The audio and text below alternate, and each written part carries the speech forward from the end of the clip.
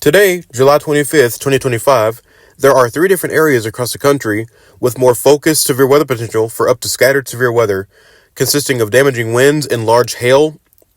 in the yellow zones, with northeastern Kansas and northwestern Missouri also having a tornado threat. Elsewhere, isolated severe weather is also possible.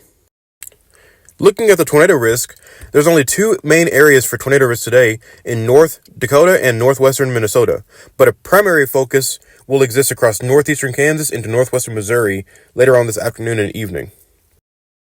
Strong to severe wind gusts are also possible today, especially in the yellow areas where severe winds of up to 60 to 70 miles per hour will be possible. In the brown zones, 50 miles an hour to as high as 60 miles an hour will be possible in those areas. The large hail threat today will be mostly confined in the northern plains, especially in North Dakota, where a higher probability for severe hail, up to an inch or greater, will be possible today.